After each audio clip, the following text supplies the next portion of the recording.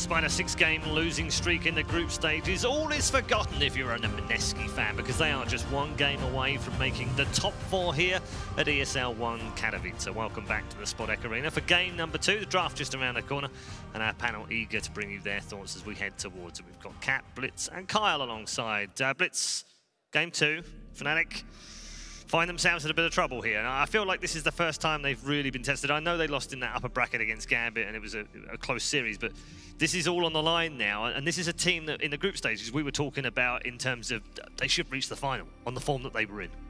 Yeah, but at the same time, I mean, it really depends on when you peak. That's all that matters in a tournament. I never remember who does well in groups. All I remember is who got top 3. You mean after the game, after the tournament's finished? Yeah, exactly. Yeah, no one ever talks about the groups. It doesn't matter. It doesn't matter that you can't, as a Fnatic fan, you're not really like, well, we may have lost in the first round of whatever we played, but we went 9-1 in the groups. You can't forget the groups. And that's the thing, is that nobody cares at the end of the day. If you perform when you're supposed to perform, why does it matter? I can confirm, as a player that's done exceptionally well in group stages and terribly in the brackets, yes, the tournament changes and it's turned up a bit. And that's where I think Fnatic struggles, because they survive on their talent and their ability to just outplay their opponents. But when it gets down to crunch time, BO3 series, where both sides have time to prep, they come out with the same old tired, boring, stale picks. And the other side, Mineski, they had some sauce. Yeah. Kat, forget that sometimes. That Kyle was in the upper bracket of a TI. Yeah. My first land in Dota. Yeah. Often did well in the groups. Often did well in qualifier groups. Often won the group. Often lost in the first round of the upper bracket and then lost in the lower bracket.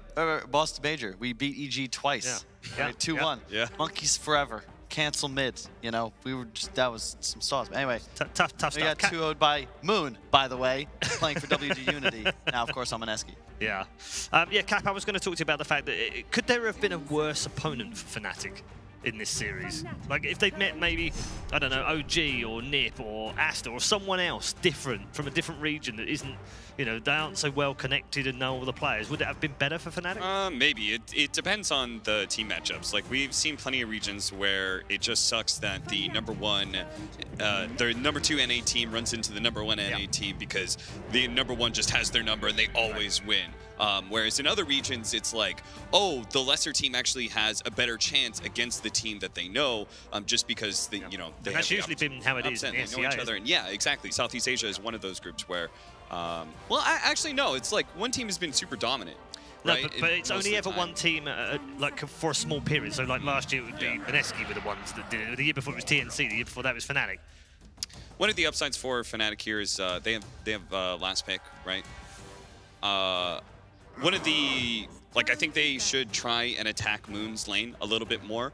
Something that Fnatic have been doing is actually last picking.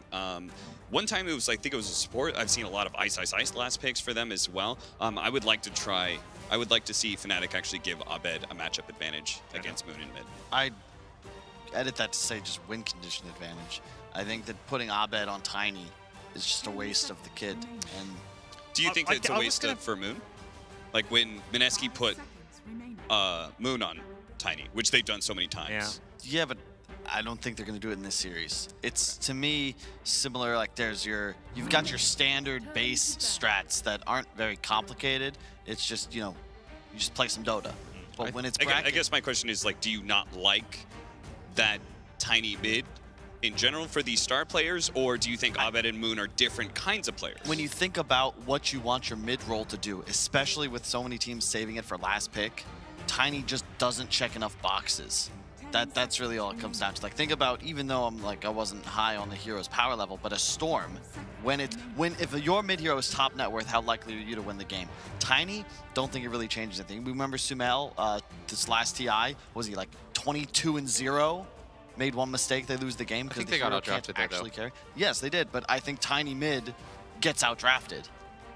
I mean, it's funny, isn't it? I was going to bring the Tiny up in the last game because it's been a popular staple for Fnatic because they play in all 5 positions. They played it in 4 of those 5 positions at this tournament. So it's been a real flex pick for them. That's why they pick it first.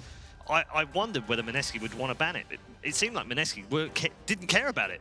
And that's proved to be the case now in this second one because, you know, why would they ban it if they weren't scared of it? I think the larger issue in the draft last game, by the way, is was the Life Stealer. Like, I think they probably had some idea. They had to have known that Mineski was going to first to it. Yeah. And so I think what ended up happening was when they took the Tiny, they're like, oh, we'll last pick Tusk. And the reason why is because Tusk is historically, Liquid does it too. When they played against VP at the at DAC, when VP picked up Lifestealer, they insta-snap picked GH Tusk. It was the game where he went like Ags and stuff because you have a mechanic to always get through the rage, right? You can always stop the rage TP. That's what makes it so annoying to pressure in the lane. So I think that was the idea behind it. They just had the wrong read. And sometimes things like that happen. It's a risk that you take. Most teams just ban it out. And I don't want to be too critical, but there were a few misplays from DJ in that game. You know, some blinking onto some things that didn't need to be blinked in on. And I think this idea of damage, you look at drafts and you think, okay, does this team have magical and physical sustained damage throughout a fight, and do they have burst magical or physical damage? And you look at that Radiant lineup from Fnatic, I didn't see any real burst damage outside of the Tiny combo. I didn't feel like they had much sustained damage either. It was too item dependent. Whereas Mineski, you also have to think about, okay, does this team, does this hero utilize experience, gold, or both? And Mineski, they just needed levels, and they started owning. hello, Fnatic. Indeed. That's interesting. A 5 or an offlane tree, depending on how they want to run this. But I like the flavor. You know, it's something new. We've seen Phoenix Tree traditionally. Does Oracle get rid of the living armor? Does what? Oracle? Is it dispellable? Yes. Okay. So this is a first pick in a tournament, Trian, by the way. It's about time, though. Yeah, we've been talking about it as one of the sleepers. Omni Knight's the other one. We expected to see both of them at least once. Love that pick. So good against CK, so good against Trian. You take off, every Edict takes off a stack of living armor. You just eat through it. It's especially good against towers. Trian, even though you prefer playing against heroes like Jakiro or Pugna that press towers slowly, Leshrac kills them immediately, and yeah. And they've gone for the Pugna. Peel for the troll target, drop the ward against the Lesh. Definitely good here, but I'm still a bit fearful for Fnatic in the sense that it feels like with Phantasm down, it's very difficult for them to execute kills. I think they need more damage. Yeah, exactly. But what? There's also not much synergy with the aggressive Decrep. I would consider putting Lesh in the offlane and taking Oracle even more now. Yes, I would It's agree. one of the few purges, and I think it deals well with, now that you confirmed for me, the living armor and the... yeah, it takes off Fire Spirits. Yeah, it takes off Fire Spirits. You can get rid of the Decrep too. And plus, if you let your Lesh go core, I think it's more likely that he gets a BKB. Because you really need a BKB to play against that Pugna. Yep. You can do some stuff like just, like the max 1-2 build with no Lightning Storm is okay too. Yeah. Because once you pop Edict, you don't really care. I think the old school Lesh build was way worse against Pugna because you tried to spam Lightning. Whereas now, yeah, it's annoying, but when you have your ult running, it's 20 mana a second. You just keep it level 1. What is the 20 damage per tick? No big deal. You're doing 100 to enemies. And Pugna actually hates heroes that run at him and do massive amounts of DPS, which Leshrac accomplishes. And I agree, you now have to just activate it, provide some sort of cleanse aggressively, and just, you know, you throw an Edict on a Lesh, he just runs in. It's even better than the Oracle DP combo of old, because Lesh doesn't need to attack. He just walks in, and you're healing him. Yeah, I don't know if they will do it, but I think you should move the Lesh off lane and then consider that. But they take the Jug instead. Okay. Which, it's a good Phoenix dealer. It deals with the Phoenix pretty well, and So how do they lane that troll and Trolls mid, Lesh offlaner support, Jug safe. so We saw that matchup yesterday. Troll does very well Yes. against Pugna. I think you wanted a core that, like, you want your support in this instance. You were talking about the Oracle. Like, I think you want to be able to have one core that's pretty self-sufficient, that has some sort of like self-cleanse mechanic. I think like here you're gonna have a Manta on Juggernaut. Yep. He's got magic immunity. He's got like options that he can play without his support protecting him. It's very effective. maybe Febby just doesn't play Oracle. And they don't really have much physical damage on the side of Fnatic. You could root him during his spin, of course, but as you said, if he gets up to a Manta at some point, there's really nothing Fnatic can do to kill him. You can always dodge the CK stun very easy. Yeah, there's no disable that deals with Jug Manta at the moment. And it looks like if you look, Mineski's going to scale. Right now, they're going to significantly outscale Fnatic, who I feel like you've got to be looking at some crazy strong win condition hero. So you still think this troll from Mineski is mid? Yeah. Okay. Yeah. Do you want to know the last time Moon played troll? When? March 2015. It's fine. And he's only ever played it that time and lost, and has never played it in a pro game since or before. They could put Arjun on it, I suppose. Yeah, I think they will. Mid, I think it's an Arjun hero. The problem is that he also plays the jug usually. Could be a KP jug? Nah, I have no idea. Yeah. You can play jug mid against Pugna too. I just feel like the Troll's a better matchup, and I think jug's a better matchup. I mean, they can switch the lanes, right? Profit. Okay. I mean, Fnatic is all about their 5-man team fight. Right. Right? They have so many elements of that I think this Furion is really nice. Yeah, because you look at the amount of tempo Mineski can play with now. They've just accelerated this game state. It's similar to what we saw OG do yesterday to NIP. Fnatic, your heroes actually all need so much to come online to actually be able to deal damage. CK wants to go Midas drums. By 10-12 minutes, Mineski's going to be pushing down your throat, and your wave clear is actually incredibly limited. It's just Pugna, who's going to be the target of Mineski in every engagement. Phoenix, Tree, like they need ults to be relevant around tower defenses. If Mineski can just get momentum going, they could easily run away with the game, walk into Roche Pit around 15 minutes. Fnatic will be reliant on these huge cooldowns to actually have that control damage. There is no stuns on Mineski. Like, you've got Split Earth, Sprout. Is that at all concerning to you? I mean, I like everything else about this lineup. It's just like, that is such a glaring weakness. Yes. What you're essentially saying is that you're going to let that Phoenix like start at the very minimum. It's impossible to like, I think it's going to be really, really, really hard for them to just set up a fight without him getting it off. Yeah, they're literally just never going to try and fight into Fnatic very often. It's crazy because you can also start to see why OG prioritized the Ember so high. Mineski as well. It's first ban by Fnatic here. Replace that jug with Ember Spirit, and we're all thinking, holy shit, this draft is unstoppable. This is a free game. Oh, they took a stun themselves. Wow. No stuns. Do you know what? They're a bit like London buses, Will. Where no storms for ages, and then you get 2 in the same series. I don't know man. I don't know the culture, so. Is this a Storm game? The thing about Storm is, I agree with Will in that you love playing in games with limited lockdown, don't get me wrong, but Storm's biggest issue is Death Ball. The hero needs time to come online. You don't have the mana pool to stick around in these engagements. Oh, I agree with you completely. I think that Storm struggles when he can't burst down heroes, and Troll's really annoying. Like, one thing I hate as a Storm player, like Sneaky, that really bothers me is evasion. And evasion is something that Troll has, obviously built in pretty much with his Whirling Axes. Yep, they got Jug Spin. So this isn't the Storm game? I don't think it is, but... Does this look like a similar idea from Fnatic that Mineski had in the first game, though? Group up? Yeah, but maybe we're just overrating Mineski here because they...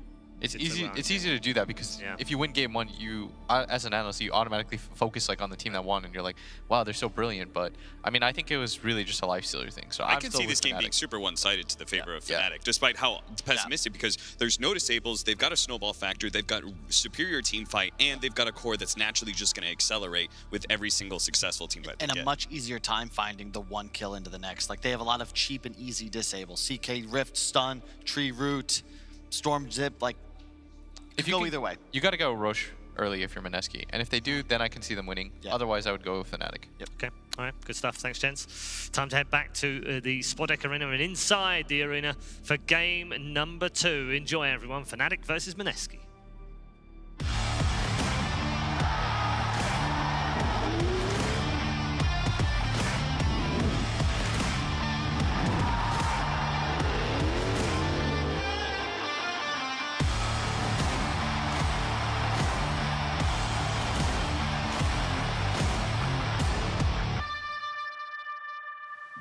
Fnatic versus Mineski, game 2 ready to go here in the Spodek Arena. And folk, we're seeing a bit of a turn at the tables. The Storm Spirit now falling into the hands of Fnatic. It's going to be, of course, Abed upon it. One of his sort of signature heroes in the past. The panel seeming a little less sold on the Storm, though, this game in comparison to how good of a Storm game it was for Moon in game 1. Yeah, Mineski does have like they were saying, a bit of a push lineup kind of going with them, with this Chen, with the Troll, with the Nature's Prophet, who, of course, is a core hero, so that's how you know it's going to be played at a very fast pace, and that's the way they're going to be wanting to play. Get kills, get towers early on, get a big advantage. Don't let Fnatic slow the pace of the game down for this Storm, and further Phoenix and Tree, the combo that we haven't seen in a pretty long time, actually. The Tree-Phoenix combo, which allows you to get that egg off, pretty much guaranteed in a lot of the fights. Don't let them slow the pace down for them to use that at every single fight. Play fast pace. High octane Dota on the side of Mineski, and they're putting a jug mid. So that's an interesting approach already. The Jug mid versus that Storm Spirit. So he can threaten kills with the Blade Fury, but as far as the last hits go, Storm should be just fine to just pull ahead because of the Static Remnant. And you're also a melee hero, so you have to be manipulating the creep wave a lot with, just pulling it away from that melee range so you don't get hit by remnants at all. We're going to see already Ice and Moon actually trading hits up towards the top. We'll see down bottom. Pie's going to define favor for himself so he can tank up, get the regen going, stand his ground, take the bounty run away. Down bottom, as Arjit will punch into Jabs. Jabs was able to pick up the bounty rune before himself was pushed out of this area of the map. 3 for 1 for Mineski, though. It is indeed. I mean, so talking about the tree, what is the reason we don't really see this hero that much anymore? Is it just the change just didn't favor him overall? It was overall enough to the way that you want to play him? Well, Nature's guys, you can't root people through BKB, right? Your ulti still does. Your ulti still does pierce that immunity, but yeah, the hero got lots of nerfs, right? He was super popular for some time, then he got hit with some massive movement speed slow, he's got 0 armor, can definitely struggle, and people just learned how to play versus him. That was the other thing too. It's, oh, there's a tree in the game, buy Quelling Blade, cut every single tree down inside of the lane that he's standing in. And IRAC, Quelling Blade queued up, of course, for the carry, but then you look at Pylai Dai. Even Pylai Dai has a Quelling queued up already.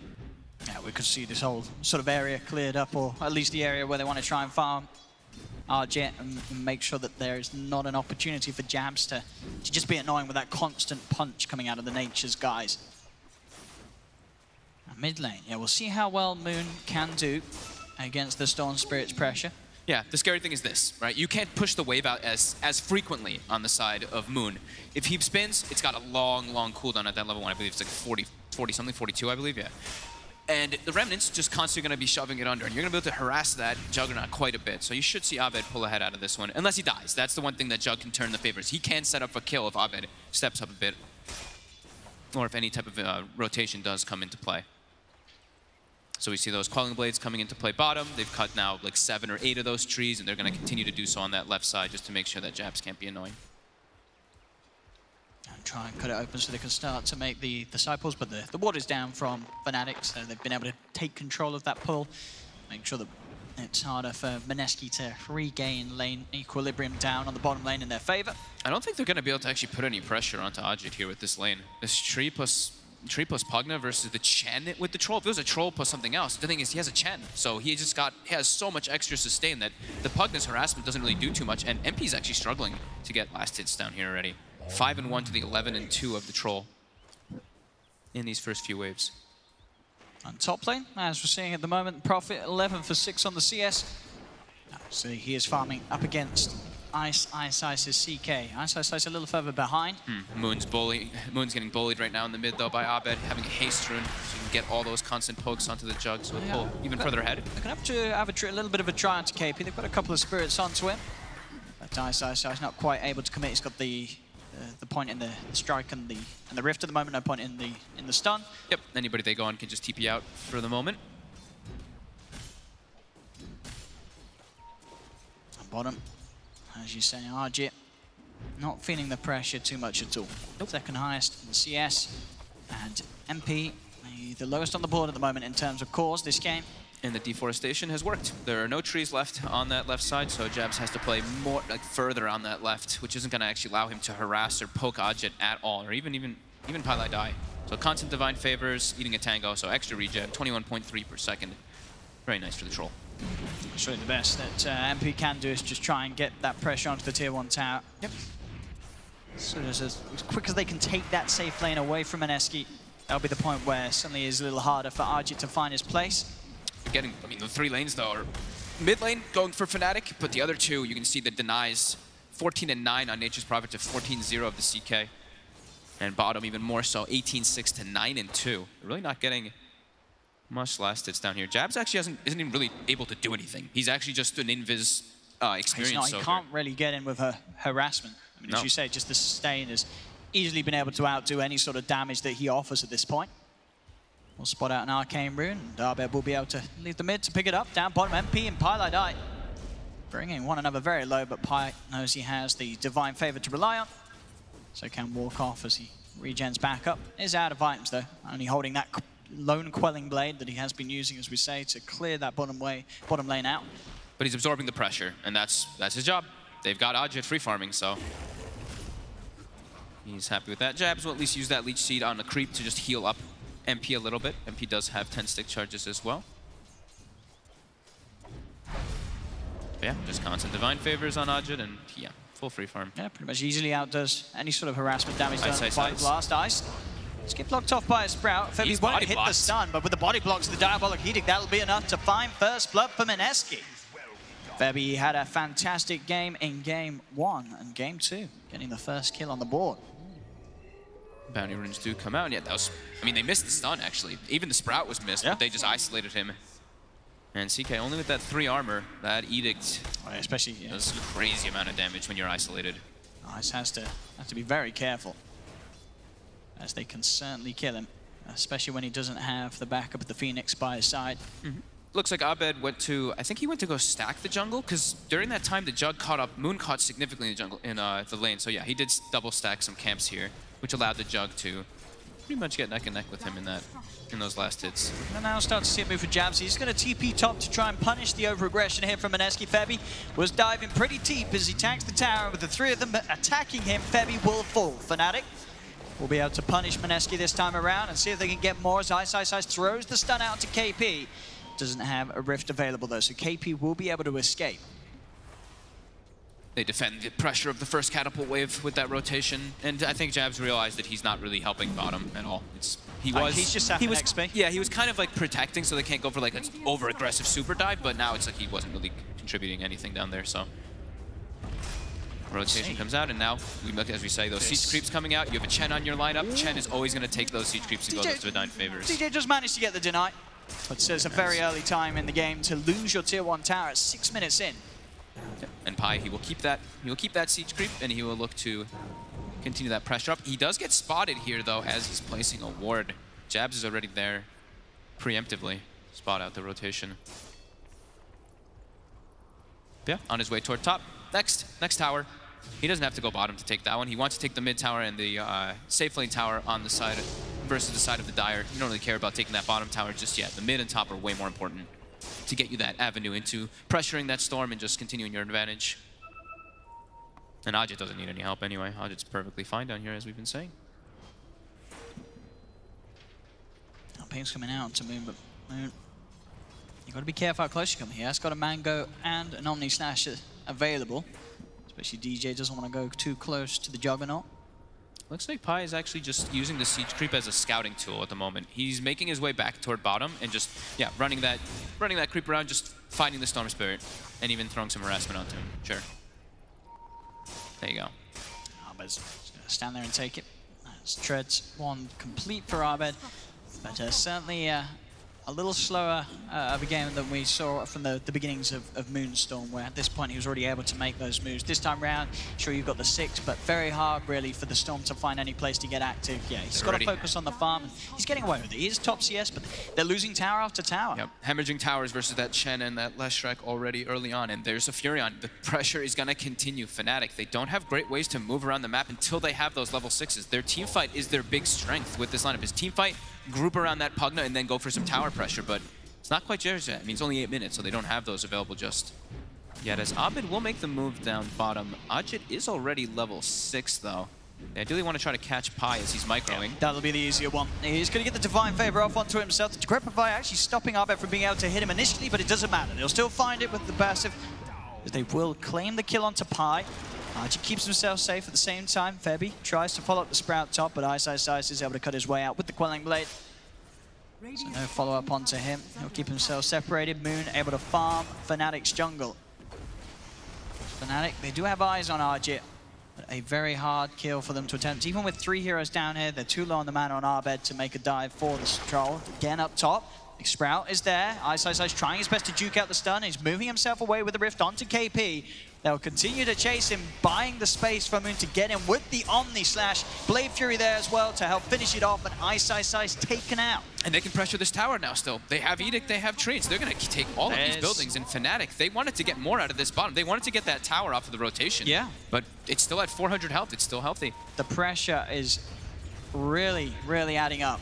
Tier 2 towers being taken at 9 minutes in. They've got to do something about this. And Fnatic, they are TPing in. Jabs there on the front. Ice coming in with the wraparound. They'll dive forward onto the two of them. KP and Febby trying to escape. They have the Supernova available as well as Abed's presence. Zips forward onto KP. The controls there to bring down the Prophet, and the Supernova stun will catch out Febby. So Fnatic able to finally put some sort of a stop to this very early momentum that Mineski had built up. It really does feel like they can only do that when they have their ultis. Like the Phoenix gets it on an early pace because they give the lane. But besides those ult, their team fight seems quite lackluster. And just the pressure that they can put as MP looks like he's going to be sneaky and maybe claim this bounty and run away from them. We have to get it. It's going to be the Argis on top of him. Ult's going to be popped. KP's got a Nature's Wrath bouncing in as well. Vision's going to be there with the Sprout. He'll get the bounty rune, but he'll lose his life. And Mineski, they're more than happy to have their attention drawn down here as they can just continue to get this push back on. As you said, without the ults, very unlikely Fnatic's going to do anything about the tier 1. Maybe the tier 2's in trouble as well. We'll see how hard they push it. I mean, Kyle mentioned on the panel, right? What's the deep push coming out from the side of Fnatic? The Pugna is the only one who really can't do so. Sure, Phoenix, you can throw some spirits and stuff, which is going to help a little bit, but they've got a healing ward, so they can counteract that entirely. And this tier 2, it's going to be everybody from Fnatic who has to respond to stop this. They have to try and do something that diving Snipes forward. The healing ward. Now the TP's come in. Mineski are starting to back off. Fnatic, if they can take this fight, it'll be huge. They drag back Argit into the stun. Argit is going to keep himself alive, but finally falls. They get the big kill onto the troll. Fnatic, can they chase more out of this? There's still good man on Abed. He'll zip forward, controlling Pylite Eye. He'll bring down the Jet. 2 kills for Fnatic. Can they get more? Blade Fury attempted by Moon as he'll head towards DJ. Febby gets burnt down by DJ. Fnatic, they've found 3. The Vortex from Abed drags Moon forward. They get the Omni Slash up, but it doesn't matter as Fnatic hold hands, stand together, tank the damage, and will kill the gun as Fnatic get together and can put a successful stop to the push of Mineski. Very nice, and that's even without, that was actually without their Supernova. Sure, they had the Overgrowth, so one of their ultis was available, but they bring all 5, they surround Mineski, who is not prepared for a fight, because as the panel did talk about, their team fight is lackluster. They're just about getting the momentum going and keeping the pressure on. But Fnatic take a big one there, and we see that Phoenix is actually the 2nd highest net worth on Fnatic, as I think it's a full Spirit Vessel already on DJ. It's very early for DJ. As this is going to give them that extra bit of kill potential, making it very hard to fight through. So farmed. I mean, he's got the same last hits as his CK pretty much, and his Pugna. It's Abed. He's trying to clean out the treads. Himself an easy bit of extra gold. Pi and KP possessing no threat at all, of course, to the Storm. Even with Abed slightly low on mana, Pi looks like he's bringing him back up. Yep. He's the one who has the stun. He's the only stun really on the team. The double ward there, a bit of a misplay. As they both had the same idea.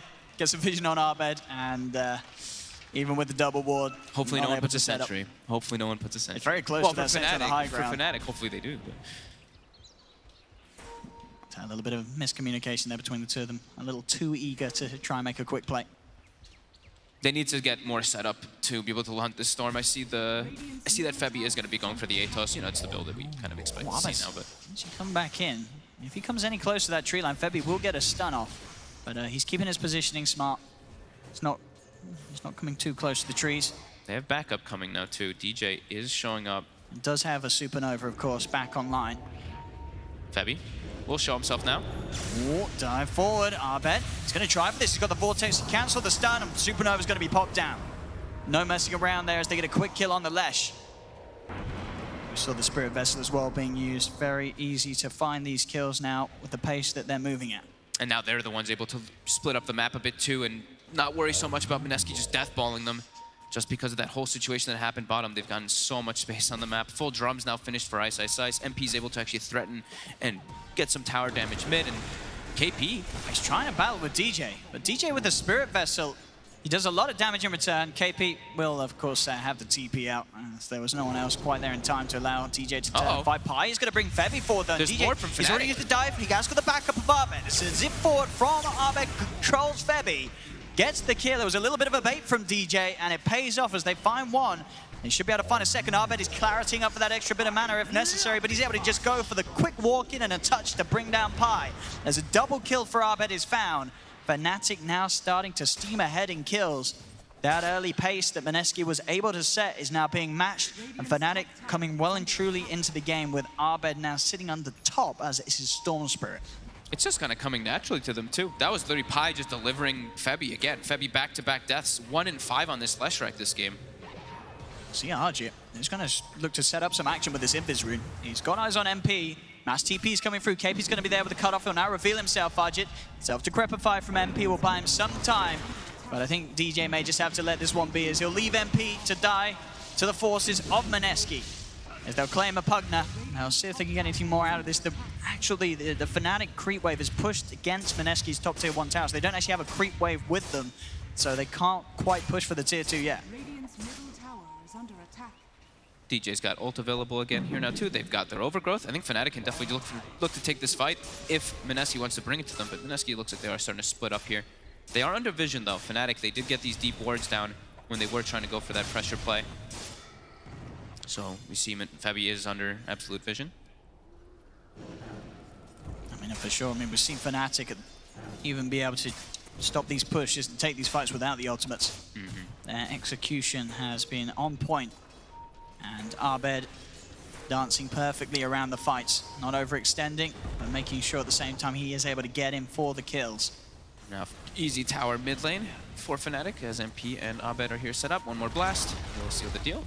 And they even have Ice farming bottom. So yeah, distributing the wealth. Yeah, Ice has had a lot of space. He's sort of been left untouched here, and he's actually going to trade some hits onto KP. KP's pretty tanky though with the Vlad's treads and the bracelet. Budget. Ice, he's going to try with a Phantasm onto KP. KP pops the Sprout. They'll get vision though as he cuts down with the Quelling Blade. With the Phantasm though, does he have enough damage? So he doesn't. He really is. With his Vlad's and bracelet, they can't kill him with the Phantasm. At the same time, up top, the distraction is created, and that allows Fnatic to actually get the bigger kill as they go straight in onto Moon. So sure, maybe that play there wasn't necessarily for the kill. It was just to draw attention, make Mineski focus towards the bottom. It left their Jug vulnerable. Now Ice goes for the TP onto Febby. TP's out. He knows with the stance of Febby and a TP, there's nothing else to cancel it. Now Fnatic, they're ready to try and get these cleanup kills. Ahmed, he's in, drags forward KP out of the Sprout. The Grepify and the Sunray burns him down as Fnatic. They're continuing to get incredibly violent here. They're making great rotations. They're responding better than Mineski at the moment. Mineski, sure, they've got all these towers for their advantage, but Fnatic keeps showing up with more, and they're not having to use their ultimates, so they can just keep looking for fights again and again, over and over again. And Abed also, I believe I think he had an Arcane Rune? Yeah, he did. The Arcane Rune did end now. So still has a good amount of mana to work with, and yeah, just keep running from lane to lane. They have the MP or Ice constantly shoving in one of them, and then the other 3 running around just looking for fights. We're seeing a bit of a turn of the situations in terms of these, the position 4 farms. You've got DJ. He sort of saw what Febby did last game. He said, I can do that too. I can be a call. Because look at the farm on this Phoenix. DJ is shooting up in goal. Jabs will be found, walks underneath a sentry. Easy find for Mineski. Did he get the... Oh, he got the sentry down. He killed the Obs on the high ground before he died. He got his job done. He was able to take it away in time. But yeah, DJ's Phoenix it's a scary threat. I mean, as mentioned by the panel, DJ is pretty much always going to be able to get the supernova off. Sure, there are threats that can kill him, but as long as he can rely on his team, with Abed with the Vortex and Ice with the Bolt to sort of hold back the bigger threats like the Jug before he gets his Blade Fury off and can get on top of it. This Phoenix is going to be such a scary, scary power for Mineski to face in the team fights. Yeah, he's like more than halfway to his Shivas already. 2,700 gold on DJ. Incredibly farmed. And he's got, like you were saying, so many ways to protect him. They've got the Nature's Prophet, or they've got the Train Protector, so that's one of the big combos that we've seen so much in the past. And even like later on down the line, I mean, way later, if they want, Storm Spirit can get an Aghanims. The Aghanims plus the Ag is also terrifying. That's if the game gets to that point. Yeah, if the game gets to the point for the Storm. Yeah, their team fight can just get that much stronger. You look at Mineski's, and they can't really do anything to make their team fight stronger. They don't really have a team fight much. They do not. Nature's Wrath and sort of hoping that Febby's able to stay alive and stand in the midst of them all. Nothing really that even comes close to the level of the Treant and Phoenix combination that Fnatic have. Yeah, their growth, their team fight is pretty much going to be having the double, like the Dispels we call, right? Versus the Treant in particular, just being able to remove it with the BKB and then have your Manta afterwards.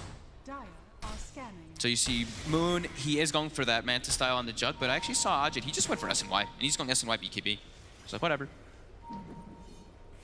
Fnatic, off the back of this smoke, What they can find ISO Size is going Hit to up far. draw the attention towards mid, but Fnatic are going to come over and back him up. Ahmed zips it, grabs Febby straight away, looks for the squishy kill. The hand of God gets popped. Febby's still alive for now. DJ jumps in, and he's got the supernova on the high ground, so Mineski can't get to him. The overgrowth as well from Jabs, holding them in range of the supernova, but they have lost ISO Size. Ahmed's also out of mana as KP on top of the storm. Ahmed's got one more zip. He's popping the bottle charge. The armor, the heal as well. Ahmed's still alive for now, but he's slowed down by Arjit. The Sprout giving vision. He's still got a bit of mana. He's trying to get back towards the shrine, but the Omni Slash comes into play from Moon as they'll kill off the storm.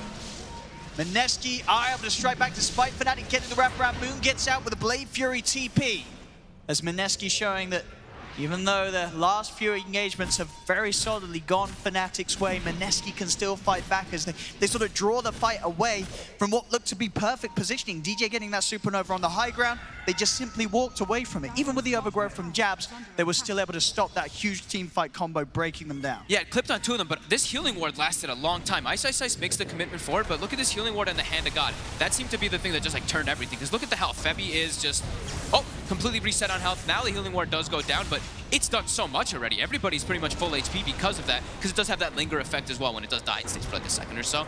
Abed almost survives from that clutch little living armor, but yeah, Mineski just way more sustained this time around. Even though they were fighting into those two ultimates, they were able to take this fight quite handedly, because Ice just seemed like he was being a little bit too over-aggressive forcing that engagement, but it was a team call, because they were all making this smoke rotation over it. And who got the last hit on Abed there? It was Moon, so that's a pretty good kill bounty. 724 gold gone toward that jug. There we go now into Roshan. Mineski, they know there's no supernova or overgrowth to worry about. And they're going to get it. They're going to get it very easy with that double damage on Arjit. Aegis and Roche going to Mineski. Nahaz somewhere ripping his hair out at that DD rune. I like sort of the some of the talent choices we're seeing as well, of course, for Moon, getting that Blade Fury movement speed.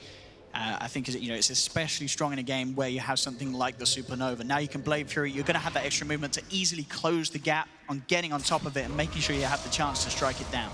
That talent just seems so much better. Yeah. Like 20 attack speed, 20, sure, I mean, you're limited, but attack speed is yeah. Like the mobility you can actually get from this, the Blade Fury thing just seems so damn good. Yeah. Plus 50 is a lot. It's like unless you're already like super, you already have so many like movement speed items, which he kind of does, but it's still just a really strong blade for the reasons that you mentioned. Yeah. And just sticking on top of Pugna. Like Pugna's fast hero. You can stick on Pugna. Oh, for sure. Yeah, you just stay spinning on him. He can't actually do anything to decrep and halt that, as they have actually healed this top tower quite a bit, but now Mineski, they're gonna make sure that they can clear it. And back on with the push. Took them a bit of time to get in. Mineski, they were at this tier 2 a long time ago, where Fnatic sort of managed to regain control of the game, but now they're back towards it. In fact, back towards mid, straight away. Ice finds the opening onto Febby. Mineski, they've got to be a little careful. Arjit trying to escape. He doesn't want to fight right now. He's so close to his BKB. MP, he's got the setup with the Yule Scepter. KP's going to come in and try and help him out. It looks like, no, he's bailed on that. KP cancels the TP. He knows there's no way of saving Arjit. Overgrowth comes out. Moon is going to try towards MP on the side of it all, though. They'll pop the Aegis once. Is there any way Mineski can sort of recover this situation of the fight? He gets silenced on the troll. He's still running, Jabs has the route to control him. Ice on top of him. Arjit turns around with the slow. Ahmed zips in. He's still alive for now. Supernova's down. Arjit trying his best to get away. He has the Divine Favor of the ult too. The troll still alive with the Supernova. Come through. Arjit, can he do it? He's still alive here. Somehow finally gets finished up by MP with the life drain. The Omni Slash from Moon. Bouncing around onto Ice falls. Fnatic have lost 2. Ahmed has to get out. He's out of mana, out of health. MP is trying his best to run away, as he will manage to get out for now. Is there any way they close the gap? KP, he does have the TP, but MP playing it safe. He's going to head straight down towards the bottom, get himself away from it. So again, Mineski, they are able to turn these fights, and as you said, just taking that Supernova out just before, huge disaster could have ended up going against Mineski. That was just before the troll had BKB, so it's pretty big timing for Fnatic to actually push out and catch it a little bit there, but even then, Mineski just with this like slight gold lead they have out of the lanes, they just seem quite a bit stronger. And just this sustain too, like this Hand of God, it's so much extra health that actually comes out inside of the team fight. Even though they don't have like a mech or anything on top of it just yet, it does turn it a lot. And even with like, you throw the Divine Favor as well on that troll, he didn't really get it off this time, but with that Battle Trance and that lifesteal with Divine Favor, it can be pretty crazy if it actually is able to go off fully. But that Blade Fury spin, as you mentioned, literally happened in that instance. He got on top of the egg so quickly and killed it pretty much instantly. Moon queuing up a nullifier for his next time. See if he gets there. Abed getting on the rune, get the haste rune, get out before he's able to be held down by Febi's Atos. That was close. And nullifier so he can make sure that he can not have to worry about that Pugna, the decrep, so he can just always focus on MP, because he was actually chasing the Pugna for a bit inside of that fight, and then he just was like, I can't actually do anything because he can just decrep no matter what I do when my spin is down.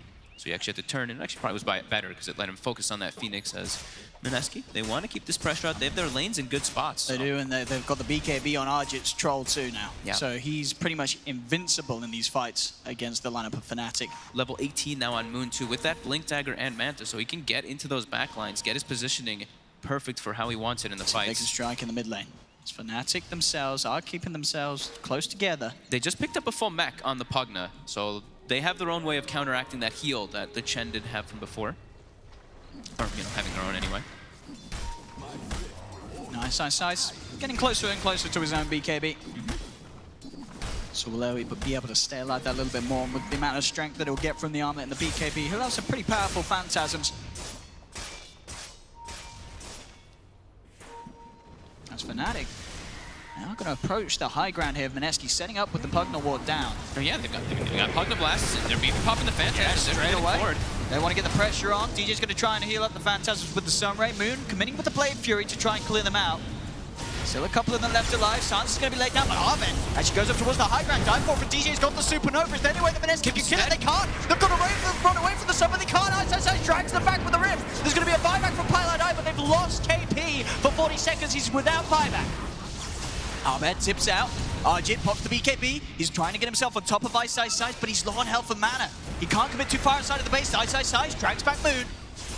Hunter-style pop, but Fnatic, they're poking and prodding at Mineski outside of the base. Two buybacks already used. They're set up with their fight. He's going to head forward. Moon commits with the Blade Fury to take down the Pugna ward. Again, the root holding back the CK. They'll turn. He's so low on the jug, he can't get out. He's dead. They'll lose the Juggernaut for a minute. He does have buyback. Fnatic, they're going to dive in. He may be forced to do so, and he has. Moon will buy back.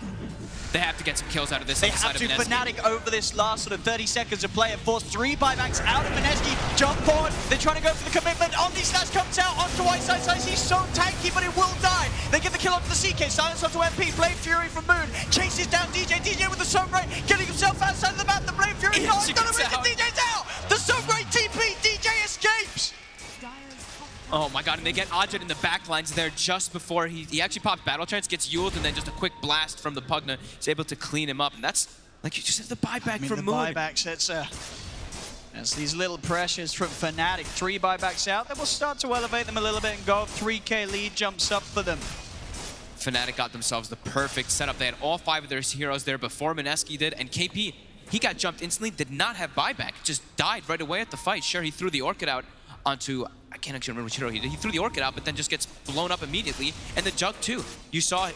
Moon was trying to play inside the tree lines there with the spin to get his blink off, and then just gets immediately Orchid from the Storm. And they've got to be careful now, Mineski. With those buybacks on the side, they may even have to sort of slow things down and try and play for the next Roche. Yeah, I don't think they can let Fnatic just set up like that with 5 heroes before they have anything even set up at all on the side of Mineski. Because the fights, as we said, the team fight for Fnatic is still very strong with their Tree Phoenix. With that full Shivas too. Yeah, 5v5 seems almost impossible for Mineski to take unless they can get a quick pick off at the start. Yeah. And now they have full Greaves on the Pugna too, so that's the extra heal that they're gonna have inside of the fights too. And just getting so much tankier, as I believe it's a full BKB now for Ice, so he's gonna feel pretty safe inside of those fights, as it's sticking onto him is super difficult. And Arbet's very close to having his own. Has about 3,100 gold at the moment on the Storm. Yeah. So if they can just wait on that, get his BKB, they can play even more aggressive with the way that they fight outside of the base and can afford to dive even deeper past tier 3s for those kills. If they can get a Jug kill at this point of the game, if they can catch out Moon within the next sort of 4 or 5 minutes when this buyback is off, that'll certainly open up a great window for them to get some of the racks away from Mineski. Moon? Jabs. They come across to pop down some wards. DJ's there with a heal, and Mineski have to back away. In fact, Control's called out, he gets dragged in by the rift, and Albert slips straight forward. He's falling low. Arjun has to pop the BKB in the ult to stay alive. They've got the healing award as well to help him. DJ dies forward, Supernova's down move, tries to get him somewhere. Can he kill it in time? He's got the flame through, a couple more hits, won't bring down the Supernova. They do. They kill off the Sun. Eyesight sights with the BKB, the stun out committing as he's locked himself on top of the target of KP. KP's still alive, pump the Sprout. He's going to finally fall. They'll lose KP, but it's a 1-for-1, and Mineski trying their best to find more as they're onto Eyesight sights. Decrepified, he's trying to armlet toggle his way out of it, but Arjun's chasing, hunting in the trees. Again, the armlet, Eyesight sights still alive for a little bit. Again, another? The armlet toggles from Ice. It's not enough though. They finally finish him off. As Mineski will manage to slow down Fnatic. Taking two, only losing KP. They get that at Supernova. It's so hard for DJ. If he goes for it any time that the Jug's sort of anywhere near him, Moon's instantly in with the Manta, Blade Fury, and on top of him. Yeah, they got the control too. They got the overgrowth out perfectly. They even got a great initial jump onto Ajit, but they weren't actually able to bring him down. The Troll Warlord ends up surviving throughout all of it. Moon, so these last few fights, he's got 4K gold. The Nullify getting very, very close now, despite having to buy back. He's so clutch right now for his team, honestly. Yeah. So high level as well, level 20. We'll see this again. I mean, they got so close to sort of getting the quick pick onto Ajit. The Hand of God again, allowing him able to get that battle trance off. They have the healing ward too. He is hitting illusions for the majority of it, but there it is. That straight away. Again. The overgrowth just isn't enough with the Manta style that they're ready to react to it every time. They cannot hold that Jug away from the Supernova. And look at Abed's mana pool inside of this fight. That's the important thing. Like, you see he's completely out of mana. He was actually only like, after that first zip forward. Big initial zip. Yeah, he was sitting at like halfway and also half HP, so he kind of had to bail at this fight, out of this fight pretty quickly after that Supernova does die. It's pretty crazy toggles here from Eyesight sights, as he's able to sort of toggle through the Blade Fury and everything as well. Even being decrepified, there's a lot of damage to work through. Yep. And of course, yeah, not enough to quite get him back to safety. Ooh, you know the other thing that they actually do have now? They have ganking potential to look for the Storm when he is split pushing on the sides of the map. With KP, with an Orchid and Shadowblade, and a Blink Nullifier on Moon, they're going to just throw the double combo on him, and then the Storm is just... He's screwed if he is split pushing. Abed's just got to be ready. He's got to need the be Lincolns. Very quick with the BKB. As soon as he gets silenced, he has to be prepared for the fact that Moon may be about to follow up the silence with the Nullifier. You have to BKB straight away. That's the key of the Blink Dagger, right? The Blink plus the Shadowblade. They can actually look to catch this Storm. So Abed might switch. He has a Hex queued up right now, which is an amazing item in Storm, but he might switch just to try to defend himself a little bit if he sees those two items get picked up. Or if he sees at least the Nullifier get picked up in first. Fnatic, ready to go. Ults back online. So lead over the map with the smoke. Mineski on the high ground towards the top, and that is the Nullifier just picked up by Moon. So who gets the jump on who? Both teams smoked here. As you can tell, they almost can read where they are. Highlight Eye will dispel the smoke as he heads in on the front. Who's going to make the jump? Instantly. Put the Rod of Atos down onto White Side. Shiva's Guard's going to be committed by DJ as he dives forward. Moon still holding back under the Invis rune on the high ground. They both instantly killed the Obs wards. Both these teams have been doing that like every single time in these fights. They put down an Obs and a Sentry right at the start of the fight to see the backlines, but it gets taken out right away as well. So Moon, he's actually the one leading the charge here as he gets down onto the low ground. Closer to the lineup, Fnatic ready to pounce. Ajit's going to reveal himself. MP's going to go quick with the Decrepified Dagon, bursting down to low, but in fact the jump ball from Moon. He's in with another fire, straight away trying to finish up the target with the Omni Slash, the Blade Fury as well. Can he kill this Pugny? Can. That's going to be MP dead for 70 seconds. Ajit pops the battle trance, dive forward from DJ. He's holding on to now for that Supernova, has to get himself away from the Jug if he wants to try and commit with it. The Nullifier is down onto Ahmed, zip up to the high ground, the Supernova there. Can they kill it off the Supernova? They can't. The Vortex onto Moon. The Supernova is going to go off the time. It is. DJ gets the Supernova off on the entirety of Mineski. They've lost the Jug. They've lost KP. 2 dead on Mineski. Arjun still trying to fight towards Eyesight Ahmed on the side. At the silence onto Femi. Leshrak is dead. Eyesight stuns the Troll. Jabs Ahmed and DJ ready to follow through as they drag him back. Spirit Vessel's down upon him. Eyesight dropping items in front of his face as 4 die on Mineski. DJ.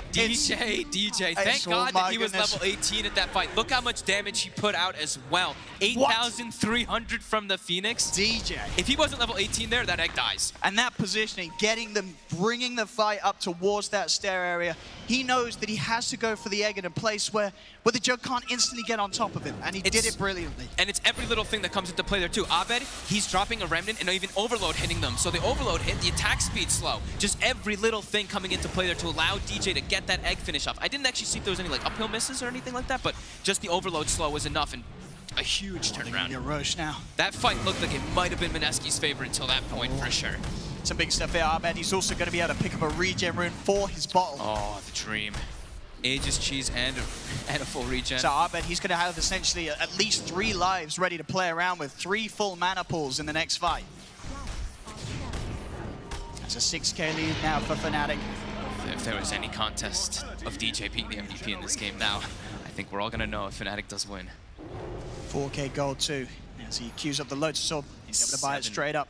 So now he's got that extra way to make sure that Abed stays safe as well in the fights. Yeah, 7, 2, and 17. I mean, also himself. Now the thing that was concerning for him is, oh god, if I get Orchided, maybe they can focus fire me. Now he can just remove it, and he can always get his egg off safely too. He is 7, 2, and 17, involved of 24 of the 27 kills for his team. Great performance.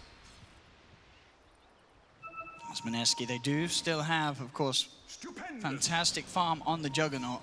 And Moon, he's been playing well. Pi, he's going to be able to grab the bounty rune. Probably will pay with his life. But he got the job done. He'll get the bounty. He'll say it's worth it. As Fnatic, they are going to try and chase, see if they can catch more. KPTV's out. Oh, bad. He's going to be able to zip in fine fairly. The Leshrac will be left behind. It's Fnatic taking down both supports outside of the base. Pushing and forcing Mineski to go and fall back into their defensive position. Such a massive momentum swing, just looking at the graphs. You can see the moment that the egg exploded. Oh my goodness. A huge drop off for Mineski. Are continuing to manage to find big items on their cores though. Yes. As, well, we have Arjit. He has the complete Satanic. So himself, he's got the Battle Trance, the Satanic to rely on to keep him alive in the fights. Now he's got that higher, you know, that status resist, that 41.2 status resist. This is the build we saw a long time, SNY Satanic, when it first got changed. So he can stick on targets a little bit easier, because it's been, I mean, it's been pretty hard for them to stick on targets as is versus Fnatic.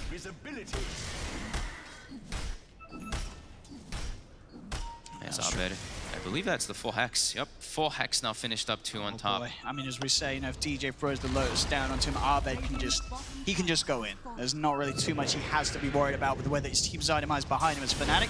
Ice, popping the Phantasm. They're up to the high ground. He keeps always microing one of the illusions back first to try to trick them a little bit too. Dragon and Arjit. It's Range Rex taking quite a beating.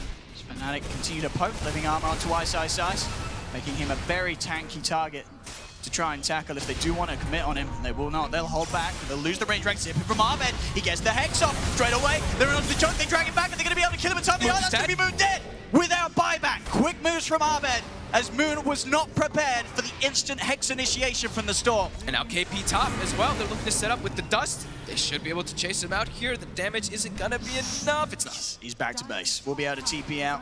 Bounce in, heal kicking in. But they get Moon with that Hex reveal, and they get themselves the racks as well. Now an 11k lead for Fnatic. It's going to take some tricky plays for Mineski to get themselves back in control of this game, and not something that's impossible to do. They do have elements like the Nature's Prophet. The split pressure's always going to be there. But they can't win fights, and it's just going to get harder and harder with how tanky these heroes are getting. Look, Ice has a full heart, and look at the next item. Like I was mentioning, as you said, the Aghanims for that Storm Spirit. If he's able to get that, there is no way that they're going to be able to kill this egg. They already are having severe problems killing it. With this on top too, it's going to be devastating. If they even get to that point, because right now they're already strong enough that they can breach, as it's still 30 seconds before the Jug is even alive. And every time just pushing with sort of Ice on the front. How do you stop this? You know that anybody that you send forward to try and tackle the CK is just going to get initiated upon by Abed. And it's scary too, right? They get initiated on, and then at 4 seconds stun follow-up can be more than enough with that Hex. They have a lot of burst damage that can't come out from Fnatic now. And also with Jabs even having a Blink Dagger too, so positioning for the Treant Protector with level 3 overgrowth is much easier. So many ways to protect this egg. Dagon being leveled up. Double damage being grabbed by Abed. It's really feeling super difficult for Mineski to actually take any of these type of fights. You see KP is just desperately trying to split push because they just don't have the options as they did before. Like before, they could have maybe gone for those silences onto DJ, but yeah, Lotus Orb and They can't actually leave the base with 4 heroes at the moment. It's just KP.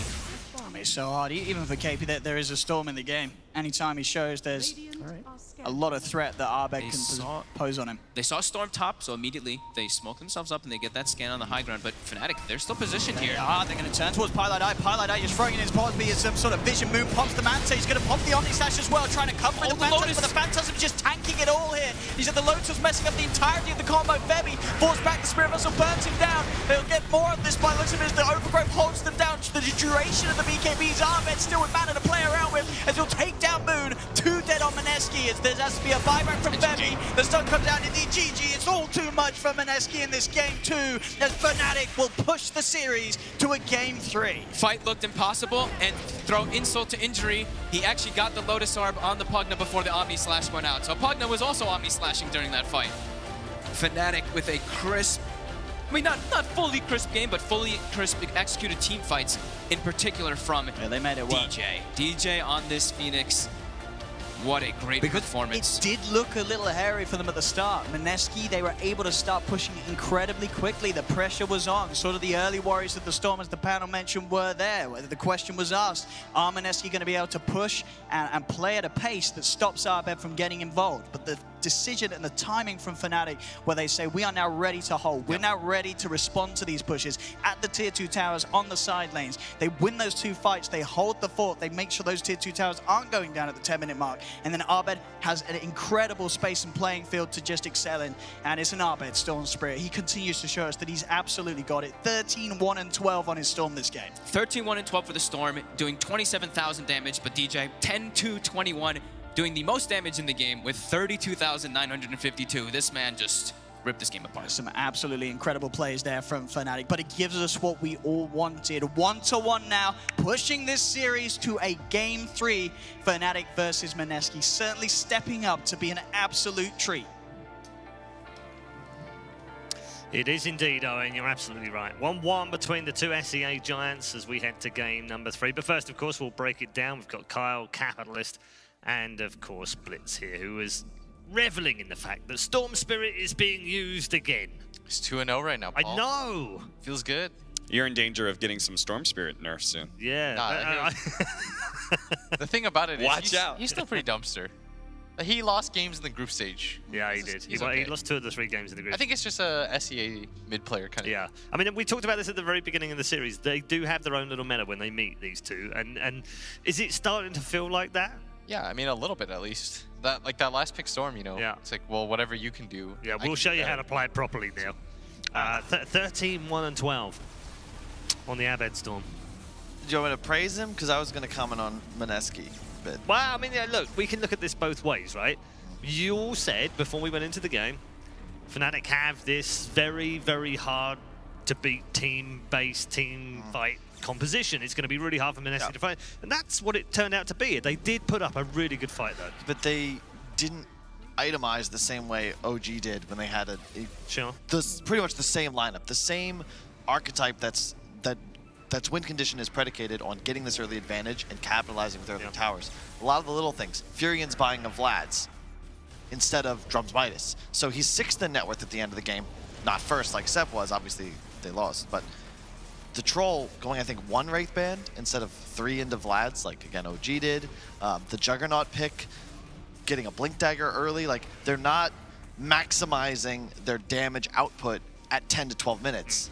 Couldn't get that lead. Do you feel, Kyle, that was because they immediately identified, as you guys did, that this was a very team fight focused lineup, and they may have to have tried to do something a little bit different here. But I think that that difference is the wrong direction. You want to be like that fight they lost bottom, pushing near the tier 2. They had to be stronger for that engagement. But they didn't lose it by much, and a lot of those team fights were on the edge in places. Yeah, but they were always on the clock because of how they played the game. That's the problem. And Furion in this game with no Midas eventually is just fodder for Storm. You get found by tree, you're just dead all game. You have to be able to outscale and stay an item ahead. Never felt like that was a possibility. Especially since your early game presence, we actually didn't talk about this, mostly because we haven't seen a whole lot of Train Protector, but Furion's early game presence and what he provides to you against this sort of team fight is the fact that he's able to split push so heavily. But when the split push is so heavily mitigated by the fact you have living armor that can protect your tier 3s, then Fnatic can play a lot more of their 5-man, and they're not nearly as incentivized to split up and try and prevent the split pushing that the Furion is doing. Well, what did you make? Do you feel like Mineski could have done better in this game? I don't know. It's hard to say because I think their win condition, like I said before, like you don't want to overrate a team that just won, and often I think that's what we did first sec. But I caught us. You saved us. And the main thing is that you're playing against Storm with no stun, so I completely agree with Kyle. You're on a timer, and it never feels good as a professional team to feel like you're consistently on the clock. Because that's the weird thing about Dota compared to other games. It's like the lineup alone, you've automatically artificially been like, okay, we have to win by this time, or it just completely escapes us. Like what does that to you in that sense? And so mentally it kind of messes with your head, and so you start to make sloppier plays because you're trying to build towards that condition, and once you don't get there, it doesn't feel like you really have any moves. And I think that's the position that Mineski got in, not through really any fault of their own in play, but I think it was more of a drafting issue. All right, we've talked about... Sorry, no, go ahead. The draft felt very much like it. I mean, we were talking about like, oh, these heroes, like, just look at this opening. Like, this troll is so good against these heroes and such. And it felt like one of those things where each one of these individual heroes matched up very well. But once you were able to take, like, a bigger look at the whole draft, it was like, no stuns. Like, there isn't, like, the same kind of cohesive synergy. Yep. Whereas Fnatic's was a lot easier to run in that regard, in that it was just, they had a lot of synergy between their heroes. Their team fight was so strong. You could see a natural progression in how to win the game. You replace Jug with Ember, and Mineski's draft is perfect. They're just missing that critical component. That's why they banned it, right? Yeah, it's first overall banned by Fnatic, and I don't blame them. Yeah, all right. That's the views of our panel, of course, but we've got one other member of our team here on the production team. I'd love hearing from him. Let's find out what he's got for us as we head over to Purge. I agree with the panel that Mineski was trying to run a OG-like draft. They definitely laned it similarly. They had early rotations just like that, but the problem, because they lost that bot tier 2 push, they had to play a normal game. And because they have a teamfight disadvantage against what Fnatic has, what they need to do is try to find an opportunity that's going to suit them. They try to pop an early Black King bar on Chaos Knight. They need every advantage they can get, and both teams are poking to try to get that one. Jab's able to de-ward a lot of wards. This area control is really important, but it's important that Fnatic doesn't try to go high ground when they engage. So instead, what happens is the fight moves a little bit down towards the low ground, where they ultimately find an opening on Troll, but then Mineski is able to initiate here on the Pugna and guarantee his death with a bunch of focus from the rest of their allies. So Mineski does find a good opening. They have a dead Fnatic here at the start of the fight, essentially, but in the end, the fight doesn't actually end up going that well because of the Phoenix egg exploding a second before that jump there. So Mineski had to get everything they could out of every team fight, but it was still very difficult. And because they never really got a big foothold in the game, it ended up leading into moments where Fnatic can eventually do the same thing, except around buildings. And therefore, Pugna can come forward and do really safe Nether Blast. Ice can spawn his ulti just to put them on the tower. And if they find the right opportunity, they can also just go on a core, using a Ball Lightning with a Hex and an Orchid potentially. So it was just going to be a matter of time, because Fnatic had much better team fight than Mineski. Mineski was doing the best they could, but it wasn't enough. Yes, don't forget as well, if you're enjoying the Purge segments as we are on the panel as well, you actually have a chance to influence Purge doing one of his own panels on something you've picked out. Could be a team fight, could be something you've seen in a game, could be something you want explained, whatever it is. Use the hashtag on the screen and post those thoughts on Twitter, and who knows, maybe your decision of what you want to be broken down by Purge will appear on the program. Gents, let's wrap up on this second game. We've got what we wanted. Owen said it at the end of the commentary, Kyle. You know, we've got game 3, yay! But what can we expect from it? Fireworks, aggression. I think both teams have recognized like what they need to do to win the game. You could see Fnatic, like, they had a different wrinkle to that draft. It was a bit weird, but the power level of the heroes in composition, much like when Cap says, you know, you look at the Mineski lineup in that game and you see the faults. The Fnatic lineup, when it comes online, you have the Tree Phoenix, you have the Storm, you have all the reach. Like, there's a lot of natural synergy, assuming you get to the 25-minute mark in an even game. Yeah. And Will, fancy a third game of Storm Spirit? Yeah, I mean, I think it's really interesting, like, how both of them decided to play it too. Yeah. For me, anyways, personally, like I love watching Storm more than anything because it's like the virtuoso hero. It's the one that you can do the most with in Dota. And so when I watch games like that, I get really happy because there's always something to learn. There's always something to expand. How certain people use their mana pools, how certain people time their jumps, stuff like that. I think is really cool. And so it just makes me a better player. So I'd love to see in the third tournament game. How different were the two ways it's been played? I think that Abed uses short jumps a lot more. Like, he uses the static a lot more, whereas Moon is a lot more aggressive, and he tries to get into the meat of the fight. Abed, I guess in that game, rightfully so, he tries to drag people back further and further. He was used as, like, the egg vehicle, essentially, whereas, like, oftentimes, Moon would come in a little bit later. This time around, Abed was like, I have to be front-facing so that our egg can finally go off. And that ended up winning them the game anyways with that one fight. Yeah. All right, thanks very much, gents. Head to a break right now. Don't go too far away. Game 3 just around the corner.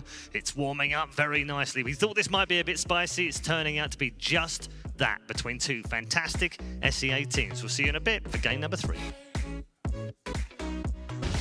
In the room, holding back the CK. He's so low on the Junkie, can't get out, he's dead. They'll lose the Juggernaut for a minute. He does have buyback. Fnatic, they're going to dive in. He may be forced to do so. He has. Moon will buy back. They have to get some kills out of this. They have to. Fnatic over this last sort of 30 seconds of play and force 3 buybacks out of Mineski. Jump forward. They're trying to go for the commitment. Omni Slash comes out on